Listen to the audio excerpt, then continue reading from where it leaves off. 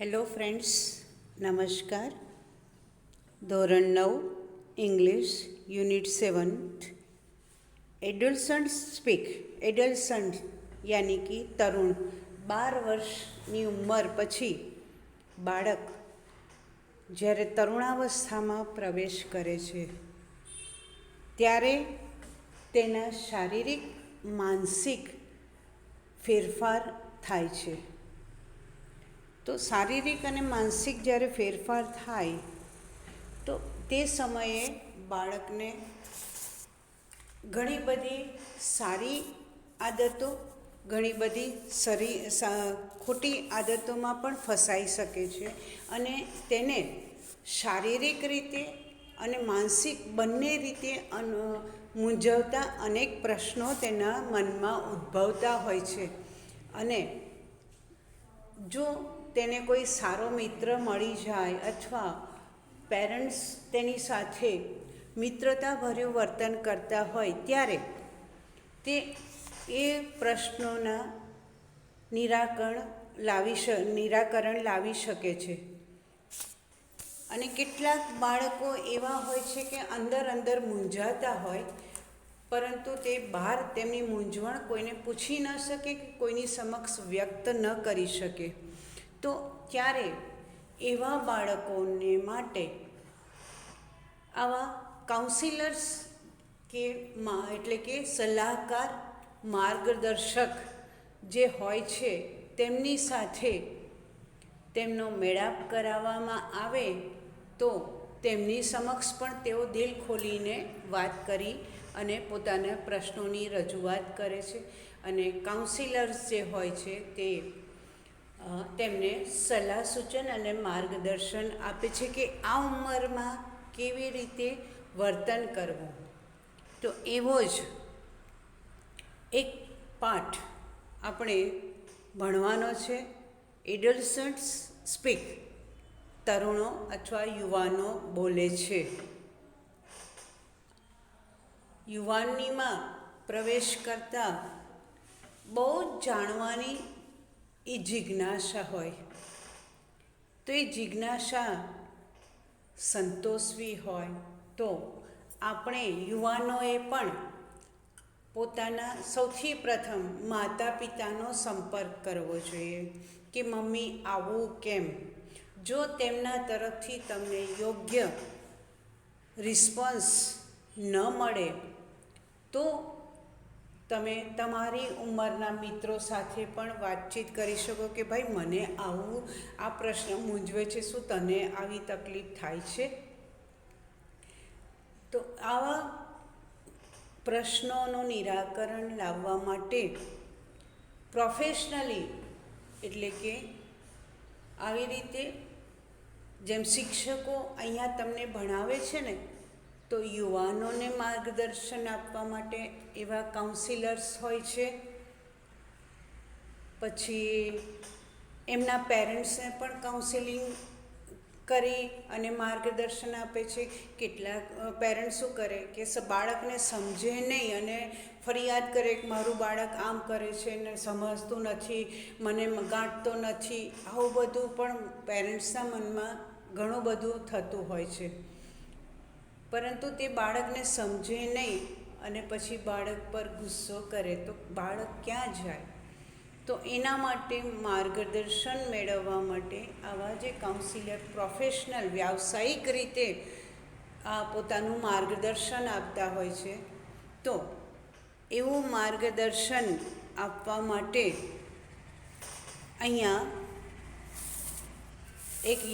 અમદાવાદમાં એક youth club દ્વારા વિડીયો કોન્ફરન્સનું આયોજન કરવામાં આવ્યું છે કે જેમાં વિડીયો કોન્ફરન્સ એટલે તો મિત્રો તમને ખબર છે કે વિડીયો દ્વારા એટલે કોઈ બી મોબાઈલ છે, આપણું કોમ્પ્યુટર પર અથવા લેપટોપ પર તમે એના દ્વારા રૂબરૂ આપણે સામસામે વાતચીત કરતા હોય. માધ્યમ રાખવાનું, પણ માધ્યમ રાખ્યા પછી આપણને એમ જ લાગે કે આપણે આમને સામને વાત કરી રહ્યા છે. એટલે રૂબરૂ મુલાકાત જેવું જ થાય. તો એવી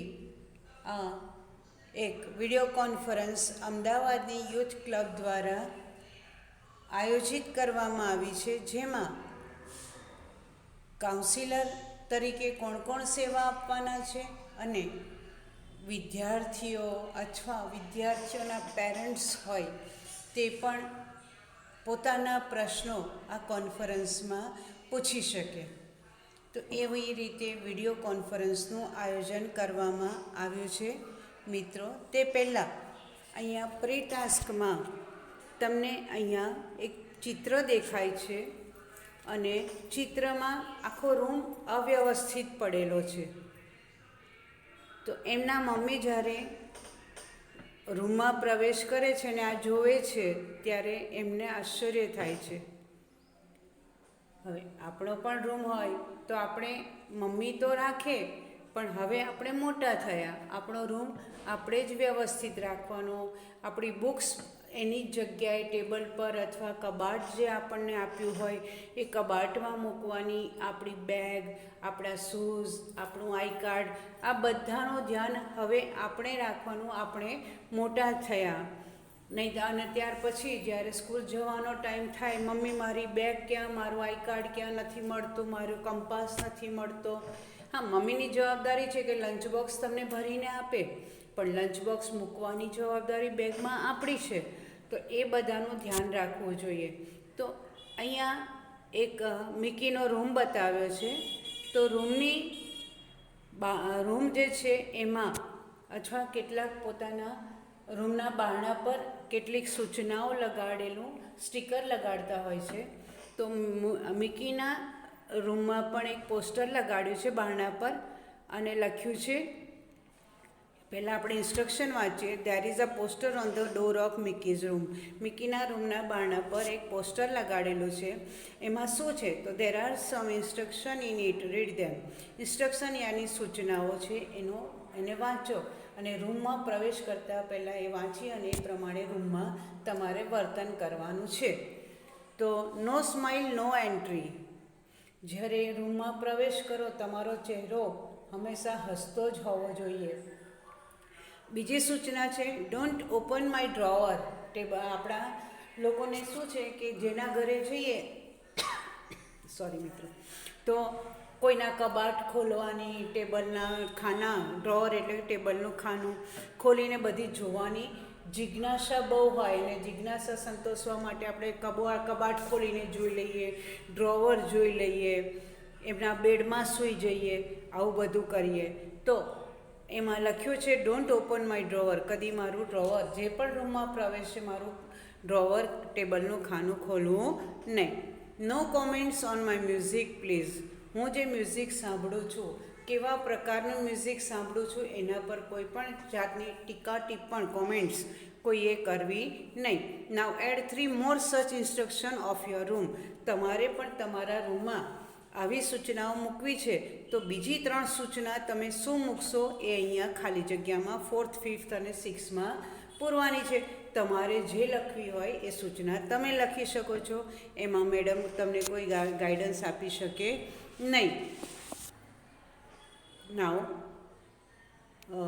બી, complete this dialogue the best way you can and practise it with your partner. અહીંયા જે આપણે 8મા ધોરણમાં શીખી ગયા ડાયલોગ રાઇટિંગ કમ્પોઝિશન પાર્ટમાં, તો એમાં ઉપર ખાલી જગ્યા પૂરવા માટે બ્રેકેટમાં, કૌંસમાં આપણને શબ્દ અથવા શબ્દ સમૂહો આપવામાં આવતા હતા. એના પરથી ખાલી જગ્યા પૂરવાની છે. હવે આપણે અહીંયા 9મા ધોરણમાં પણ ડાયલોગ રાઇટિંગ નહીં આવે, ડાયલોગ કમ્પ્લીશન આપણે જ્યારે કમ્પોઝિશન પાર્ટ પર જઈશું ત્યારે સમજાવીશ મિત્રો. અત્યારે આપણે પહેલાં પાઠ પૂરા કરી દઈએ. તો એ પ્રમાણે આપણે હવે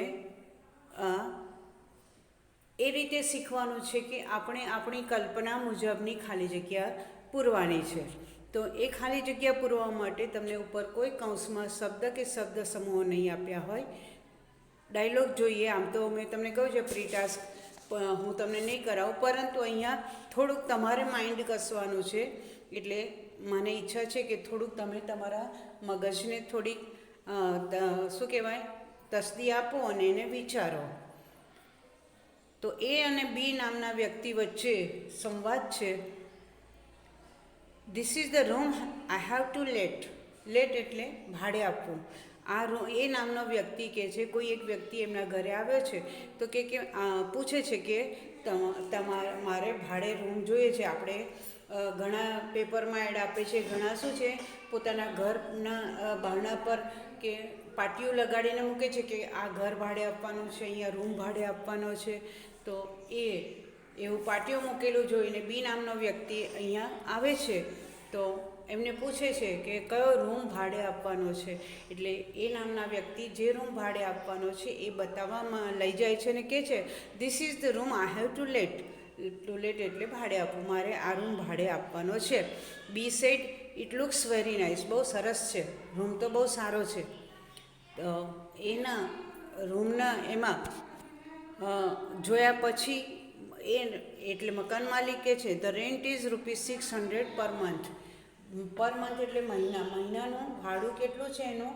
₹600 દર મહિનાનું. હવે ખાલી જગ્યા બી શું બોલે છે એ આપણે ખાલી જગ્યામાં છે તો શું બોલતા હશે તો આપણે એનો જે જવાબ છે એ જોઈ અને આપણે બીએ શું પ્રશ્ન પૂછ્યો હશે એ આપણે બનાવવાનું છે.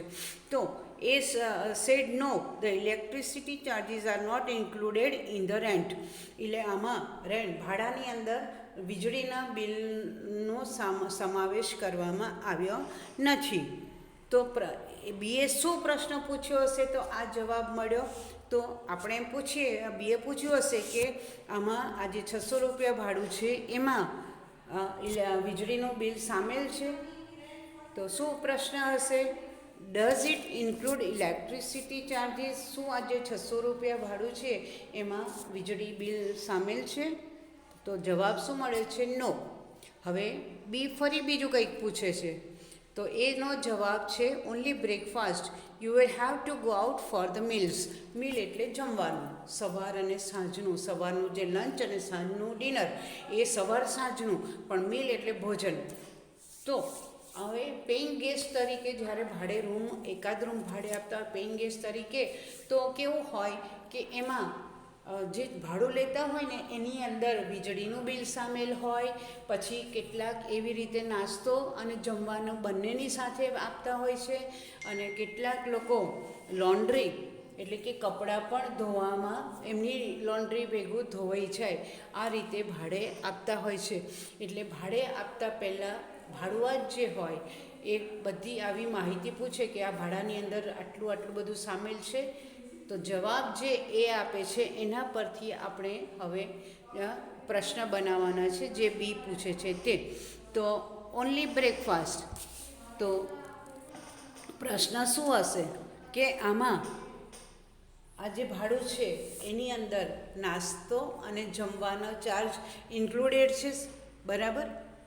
અથવા તમે ભાડાની જે રકમ છે એમાં તમે અમને નાસ્તો અને જમવાનું બંને ટાઈમનું આપો છો, એવું પૂછ્યું હશે તો જ અહીંયા કહે છે ને ઓનલી બ્રેકફાસ્ટ. ફક્ત બ્રેકફાસ્ટ આપે છે, જમવાનું આપતા નથી. તો પ્રશ્ન છે શું? Do you provide breakfast and meals? શું તમે નાસ્તો અને જમવાનું આપો છો?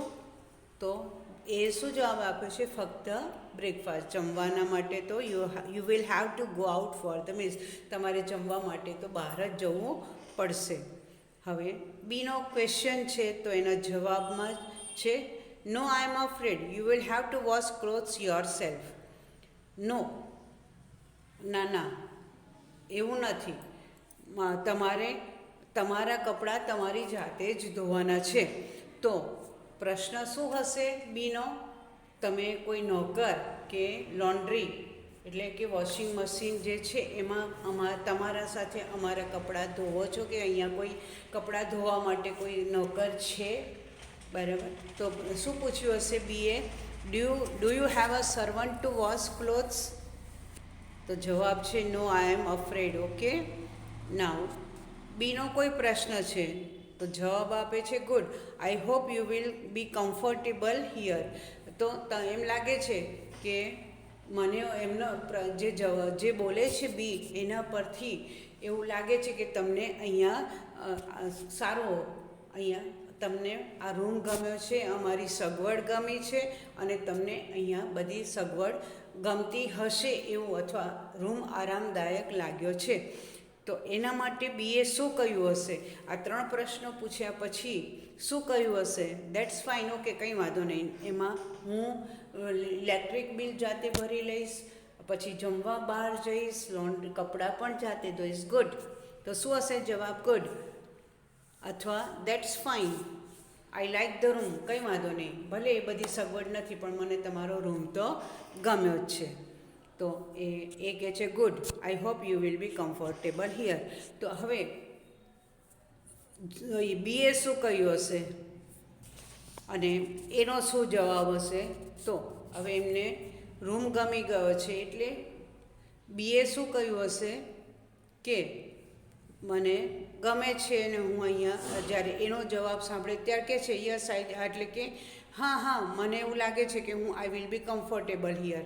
પણ પછી પૂછ્યું હશે હવે મારે અહીંયા શિફ્ટ ક્યારે થવું, હું અહીંયા આ રૂમમાં ભાડાથી ક્યારે રહેવા આવી શકું, તો એનો શું જવાબ હશે એ આપણે જોઈએ. તો યસ આઈ થિંક સો, મને એવું લાગે છે કે હા મને અહીંયા બધી સગવડ મળી રહેશે અને રૂમ મને ગમ્યો છે. તો when can I shift here, હું અહીંયા ક્યારે રહેવા આવી શકું?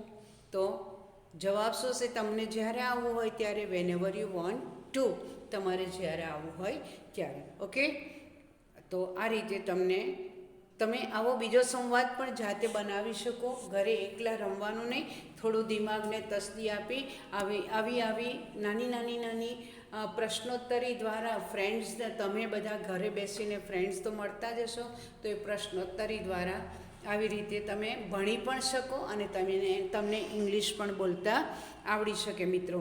તો now let's go on the chapter, main chapter, મુખ્ય પાઠ પર જઈએ. મુખ્ય પાઠ પર કે કોઈ જે વિડીયો કોન્ફરન્સ છે તો એના જે એન્કર પર્સન હોય તો એ એન્કર પર્સન સીધા કંઈ પહેલાં કાઉન્સિલર આવીને ગોઠવાઈ ના જાય કે જેમને પ્રશ્નો પૂછવા છે એ પણ સીધું ના, તો આ કાઉન્સિલર્સમાં એમનો પરિચય આપે, કયા ફિલ્ડમાં કોણ, હું ઇંગ્લિશ ટીચર છું, હું તમને મેથ્સ સારું ન ભણાવી શકું, પછી મેથ્સ ટીચર એસએસ સારું ન ભણાવી શકે, એટલે દરેક પોતપોતાના ક્ષેત્રમાં નિષ્ણાત વ્યક્તિ હોય તો એ કયા ક્ષેત્રમાં નિષ્ણાત વ્યક્તિ છે, એમનો પરિચય શું છે, એ બધું પહેલાં શું કરે, એ વિડીયો કોન્ફરન્સનું જેમણે આયોજન કર્યું છે એના કોઈ એન્કર પર્સન પહેલાં એ બધી માહિતી આપણને આપે અને એ રીતે પછી વિદ્યાર્થીઓને 1 by 1 એવું કહે કે તમે હવે પ્રશ્ન પૂછી શકો છો. તો હવે અહીંયા anchor person said, good evening friends, સાંજનો સમય છે એટલે મિત્રો good evening, welcome to the video conference arranged by the youth club Ahmedabad. હવે એ કહે છે કે અમદાવાદની યુથ ક્લબ દ્વારા આયોજિત વિડીયો કોન્ફરન્સમાં હું આપ સૌનું સ્વાગત કરું છું અથવા હું આપ સૌને આવકારું છું. As you know the subject of the conference is, હવે પહેલેથી જાણકારી તો તમને મળેલી જ છે કે આપણે આ વિડીયો કોન્ફરન્સ કયા વિષય પર યોજી છે, એટલે કે કારણ કે તમે તમારા પ્રશ્નો લઈને આવી જ ગયા છો તો એનો વિષય તો તમને પહેલાંથી જ ખબર છે. તો કહે છે તમે જાણો છો તે રીતે વિડીયો કોન્ફરન્સનો વિષય છે વોટ્સ ધ વે આઉટ, આનો શો ઉપાય છે. વોટ્સ ધ વે આઉટ, આનો ઉપાય શો અથવા આનો ઉપાય શો છે. Teenagers of Gujarat would discuss their problems with well-known counselors અથવા કાઉન્સેલર્સ ઓફ ધ સ્ટેટ. હવે આપણા રાજ્યના ઓફ ધ સ્ટેટ એટલે આપણા રાજ્યના વેલ-નોન એટલે કે નામાંકિત, જેઓ ખૂબ પ્રતિષ્ઠા મેળવી છે તેવા પ્રતિષ્ઠિત અથવા નામાંકિત સલાહકારો કાઉન્સિલર્સ જે છે એમની સાથે તરુણો પોતાની સમસ્યાની વિશે ચર્ચા કરશે. હવે સ્ટેટ પછી કોમા એટલે અલ્પવિરામ. તો well known counsellors of the state કોણ કોણ છે? Doctor Chandrakant Shah and mister Saurabh Bakshi. બે છે કાઉન્સિલર્સ. કોણ કોણ છે? તો ડૉક્ટર ચંદ્રકાંત શાહ અને શ્રી સૌરભ બક્ષી. આ આપણા રાજ્યના નામાંકિત સલાહકારોની સાથે ગુજરાતના તરુણો તેમની સમસ્યાઓ અંગે ચર્ચા કરી શકશે. They will try to show the teenagers the right way. The right way એટલે સાચી દિશા, અને show the teenagers એટલે કે માર્ગદર્શન આપશે. તો એ લોકો શું કરશે? આ ડૉક્ટર ચંદ્રકાંત શાહ અને શ્રી સૌરભ બક્ષી શું કરશે? પોતે તરુણોને સાચી દિશા દર્શાવવાનો પ્રયત્ન કરશે અથવા સાચું માર્ગદર્શન આપશે. Now let's begin the conference with a question from a 15-year boy. Year ફરીથી ધ્યાન રાખજો મિત્રો, 8મામાં તો મેં સમજાવ્યું છે. YEAR યર બોલજો, નો ઈયર. ઓકે, તો હવે આપણી કોન્ફરન્સની શરૂઆત કોનાથી કરીશું? તો 15 વર્ષનો એક તરુણ છે એના પ્રશ્નથી આપણે આપણા કોન્ફરન્સની શરૂઆત કરીશું. હવે એ જે 15 વર્ષનો છોકરો છે એને પ્રશ્ન પૂછવા માટેની એને અનુમતિ આપવામાં આવે છે કે આપણે હવે એનાથી શરૂ કરીએ. એટલે the boy said, good evening sirs, I am Jignesh from Talod. હવે બે છે, ચંદ્રકાંત શાહ અને સૌરભ બક્ષી બે છે એટલે સર્સ કે છે. તો ગુડ ઇવનિંગ સર્સ યાની કે સર નમસ્કાર, I am Jignesh from Talod, હું તલોદથી જિગ્નેશ બોલું છું. Mister Shah said, good evening Jignesh, what's your problem, tell us. To tell એટલે કહેવું. એટલે ડૉક્ટર શાહ પણ એને કહે છે, નમસ્કાર જિગ્નેશ, તારી શું સમસ્યા છે, અમને તું કહે. તો Jignesh said, lack of self confidence is my problem. Lack બોલજો, લેક નહીં. LAK લેક એટલે સરોવર તળાવ કે થાય. લેક એટલે કે કમી અથવા ઉણપ. તો એ કહે છે lake of self confidence. Self confidence એટલે આત્મવિશ્વાસ. મારામાં આત્મવિશ્વાસની ઉણપ છે, એ મારી સમસ્યા છે. અને આના કારણે આત્મવિશ્વાસ ઓછો હોય તો એના કારણે કેટલી સમસ્યાઓ ઉત્પન્ન થાય છે. તો એ કહે છે કે મને એના કારણે શું થાય છે? It has led me to the indecisiveness. To lead એટલે દોરી જવું. તો એ કહે છે કે એના કારણે આ આત્મવિશ્વાસની ઉણપ છે, અને એના કારણે ડિસિઝિવ એટલે કે નિર્ણય લેનાર, અને અનડિસિઝિવ એટલે કે અનિર્ણયાત્મક. મારા મનની પરિસ્થિતિ કેવી થઈ ગઈ છે? અનિર્ણયાત્મક થઈ ગઈ છે. જો હું આ કાર્ય કરું ના કરું, કોઈ નિર્ણય લઈ શકતો નથી. એને શું કહેવાય? અનડિસિઝિવનેસ. તો એ અમારી આત્મવિશ્વાસની ઉણપને કારણે હું કેવો થઈ ગયો છું? અનિર્ણાયક મનનો થઈ ગયો છું. કોઈ પણ પ્રશ્ન પર હું કોઈ નિર્ણય લઈ શકતો નથી. And I waste my time. To waste એટલે એનો બરબાદ કરવું, બગાડ કરવું મને, અને એના કારણે મને એમ લાગે છે કે હું મારો સમય બરબાદ કરી રહ્યો છું. હવે આના સમય બરબાદ ન થાય, સમયનો સદુપયોગ થાય એટલે હું શું કરું છું? આઈ પ્રિપેર અ ટાઈમ ટેબલ. હું શું કરું છું? હું ટાઈમ ટેબલ યાની કે સમયપત્રક. કયા સમયે શું કાર્ય કરવું, ભણવાના સમયે કયો વિષય ભણવો, કયા વિષયને વધુ ઇમ્પોર્ટન્સ આપવું, ગણિતને વધારે ઇમ્પોર્ટન્સ કલાક આપવો અને ગુજરાતી જેવાને અડધો કલાક આપવો, સમય ફાળવવો, સહેલો વિષય. તો આવી રીતે હું આ સમય બરબાદ ન થાય એના માટે હું શું કરું છું, ટુ પ્રિપેર એટલે તૈયાર કરવું, બનાવવું. હું સમયપત્રક તૈયાર કરું છું, but can't follow it. Two follow એટલે અમલ કરવો, અનુસરવો. પરંતુ ટાઈમ ટેબલ પ્રમાણે હું તેનો અમલ કરી શકતો નથી. How can I build up my confidence?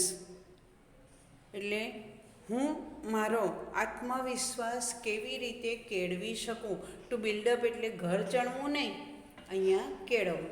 હું મારો આત્મવિશ્વાસ મારામાં વધુ કેવી રીતે પેદા કરી શકું અથવા કેવી રીતે કેળવી શકું, એ તમારે મને સલાહ આપવાની છે.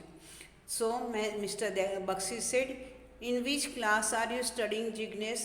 જિગ્નેશે પોતાની સમસ્યા કીધી, પણ કયા ધોરણમાં ભણે છે, કેટલા વર્ષનો છે, તો આગળ કહી દીધું કે 15 યર્સ બોય. પેલા કોણે એન્કર પર્સને, પણ કયા ધોરણમાં છે તો એણે કહ્યું નથી. એટલે કહે છે કે તું જિગ્નેશ કયા ધોરણમાં ભણે છે એવું મિસ્ટર બક્ષીએ પૂછ્યું. સો જિગ્નેશ સેડ અથવા replied, I am in class 10th. હું 10મા ધોરણમાં ભણું છું. Mister Bakshi said, tell me how many days do you plan four?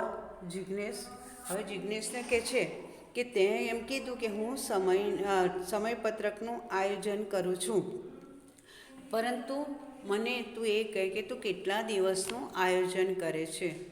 So Jignesh said, I go for monthly planning. એટલે જિગ્નેશ કહે છે હું 1 મહિનાનું આયોજન કરું છું અથવા સમયપત્રક બનાવું છું.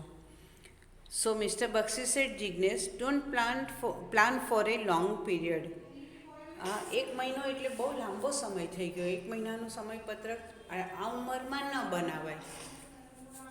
બરાબર, આપણે બજેટ નથી કરવાનું કે 1 મહિનામાં આપણે આટલો ખર્ચ કરીશું, આટલો આની પર બાળકોની ફી ભરવામાં, આટલું ગ્રોસરીમાં, આટલા બિલ ભરવામાં. એ બધું આયોજન આટલું લાંબુ બાળક ન કરી શકે, અને કરે તો એ પ્રમાણે એનું અમલ પણ થઈ શકે નહીં.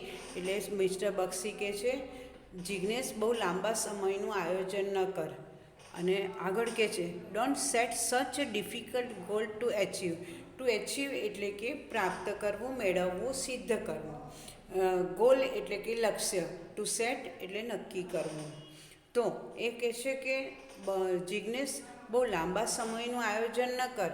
અને સાથે સાથે સલાહ આપતા કહે છે જે કાર્ય અથવા જે તારો ગોલ સિદ્ધ ન થઈ શકે તેવું લક્ષ્ય પણ ન તું રાખ. બહુ તો બહુ.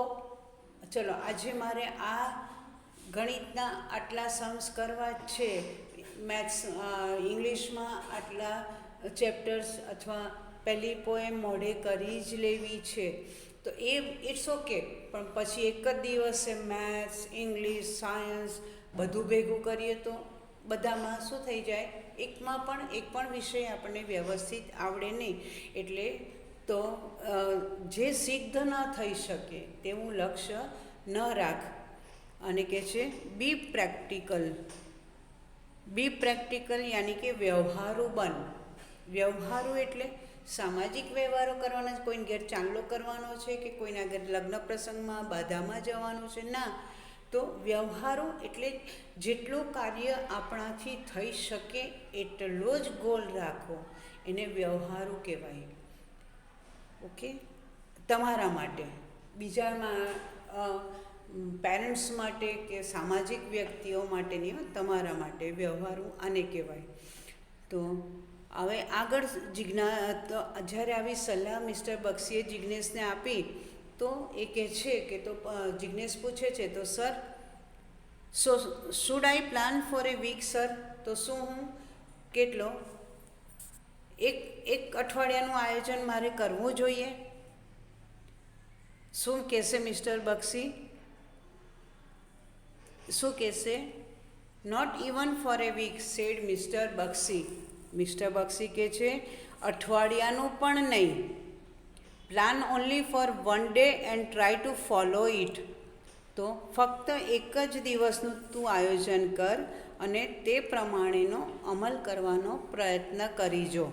એક અઠવાડિયાનો બદલે એક જ દિવસનું તું પ્લાનિંગ કર, આયોજન કર અને એ પ્રમાણે તું એનો અમલ કર.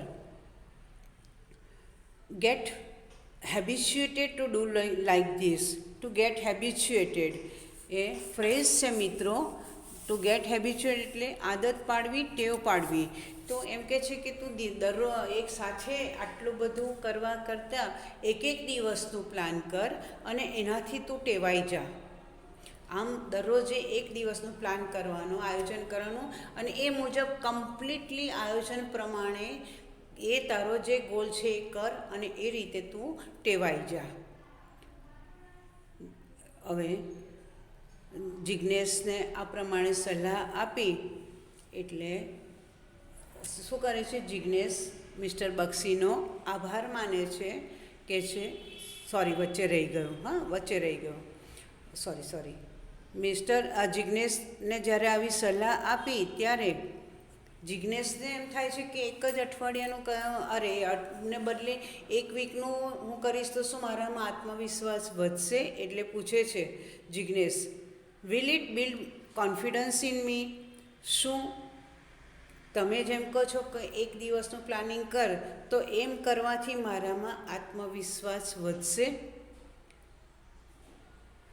મિસ્ટર બક્ષી સેડ સર્ટેનલી એટલે જરૂરથી, ચોક્કસપણે, નિશ્ચિતપણે એમ કરવાથી તારો આત્મવિશ્વાસ વધશે.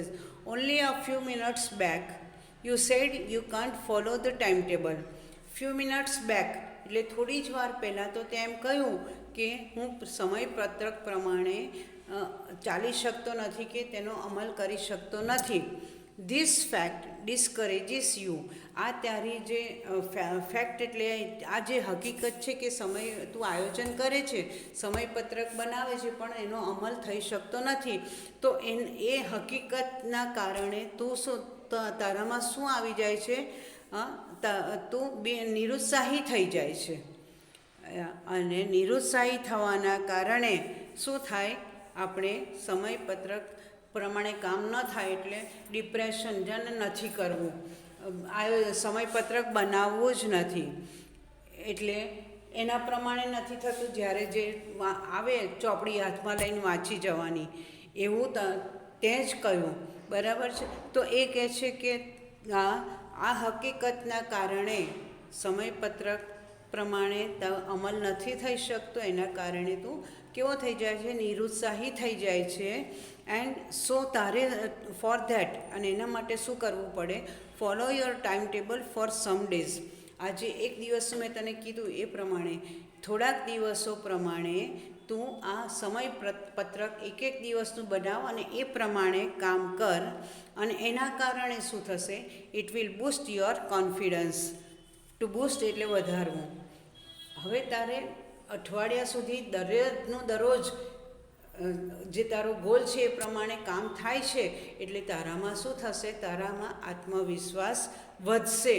અને આત્મવિશ્વાસ વધશે એટલે આઈ કેન, હું કરી શકું છું એટલે તમારો કાર્ય કરવાનો પણ ઉત્સાહ વધશે. આમ આત્મવિશ્વાસની સાથે કામ કરવાનો ઉત્સાહ પણ વધશે એવું એમને સલાહ જિજ્ઞેશને મિસ્ટર બક્ષી આપે છે. તો જિજ્ઞેશને સલાહ સારી મળી ગઈ, સો તેમનો તે આભાર માને છે. Thank you sir. હવે જિજ્ઞેશનું પૂરું થાય છે. નેક્સ્ટ હવે કોણ છે? કોનો બીજો પ્રશ્ન છે એના અંગે ધ એન્કર પર્સન એને કહે છે કે anchor said Jignesh will be a confident man. હવે જિજ્ઞેશ કેવો થઈ જશે? એકદમ આત્મવિશ્વાસવાળો યુવક થઈ જવાનો છે. હવે એને પોતાના કાર્યથી સંતોષ પણ થશે, કામ એનું પૂરું થશે માટે. નાવ let's listen to the young lady online.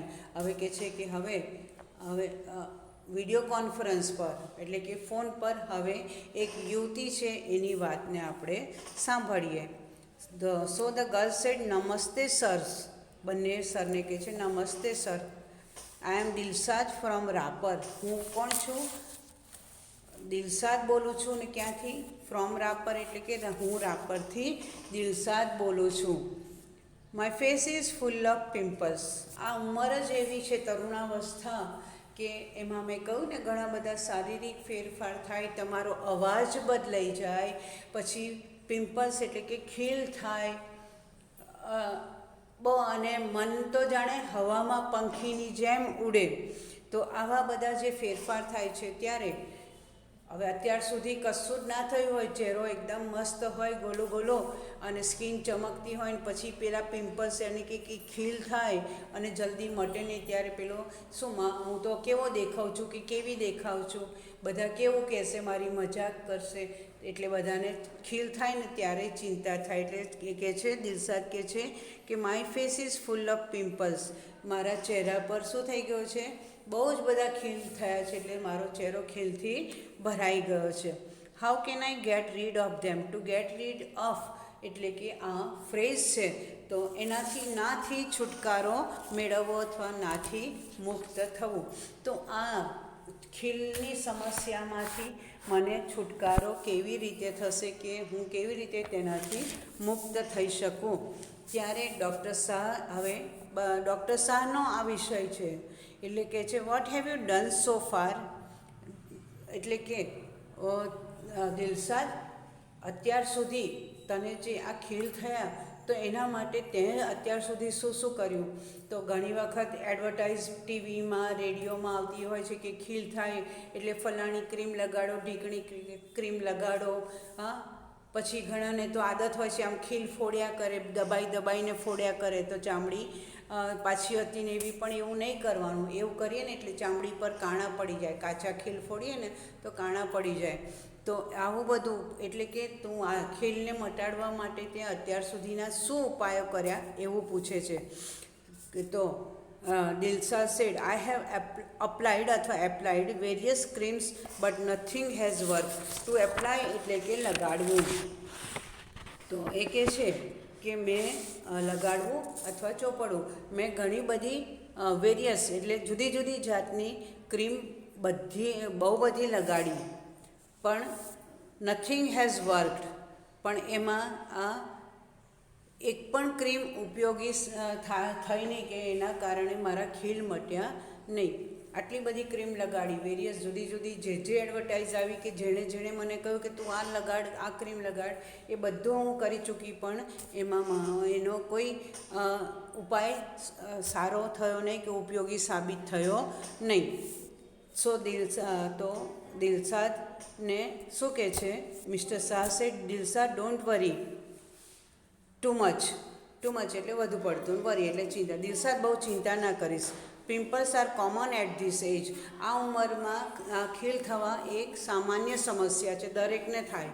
And they are sure to go. અને આ ખીલ ચોક્કસપણે નાબૂદ થઈ જશે, એટલે કે બધા ખીલ ધીમે ધીમે ઓછા થઈ જશે, જતા રહેશે. But how? હવે જ્યારે કહે છે કે આ બધા ખીલ જતા રહેશે, તો એને એમ થાય છે કે દિલશાદને કેવી રીતે જશે, પણ કેવી રીતે જશે? I am tired of applying creams. To apply એટલે લગાડ. હું બધી ક્રીમ લગાડીને તો હું થાકી ગઈ છું. તો mister Shah said, don't get carried away by the ads. Ads એ શોર્ટ ફોર્મ એબ્રિવેશન છે એડવર્ટાઇઝનું. તો કહે છે કે તું અને ટુ બી ટાયર્ડ ઓફ, ઉપરનો જે છે ફ્રેઝ એટલે કે નાથી કંટાળી જવું, અને બીજો ફ્રેઝ છે two B carried away by એટલે દોરવાઈ જવું, ભરમાઈ જવું. એટલે જે એડવર્ટાઇઝ પેપરમાં આવે છે, રેડિયોમાં આવે છે, ટીવી પર આવે છે કે ખીલ થયા હોય તો આ ક્રીમ લગાડો, આ ક્રીમ લગાડો. તો આવી જે એડવર્ટાઇઝ આવે છે એનાથી તું ભોળવાઈ જઈશ નહીં, ભરમાઈ જઈશ નહીં, કે દોરવાઈ જઈશ નહીં. આવી એડવર્ટાઇઝમાંથી કંઈ ફાયદો થતો નથી. તો કહે છે better consult a skin specialist. Better એટલે વધુ સારું, તો સ્કિન સ્પેશિયાલિસ્ટ એટલે ચામડીના ડૉક્ટર. તો તારા માટે શું સલાહ ભર્યું છે? તો ચામડીના ડૉક્ટરની સલાહ લેવી એ તારા માટે વધુ સારું છે. So Dilshad said, thank you sir. Dilshad અહીંયા તેમનો આભાર માને છે. અને ત્યાર પછીનો ક્વેશ્ચન કોનો છે એ આપણે નેક્સ્ટ વિડીયોમાં જઈશું. Till then we are signing of મિત્રો. See you in the next video. Stay home, stay safe. Bye.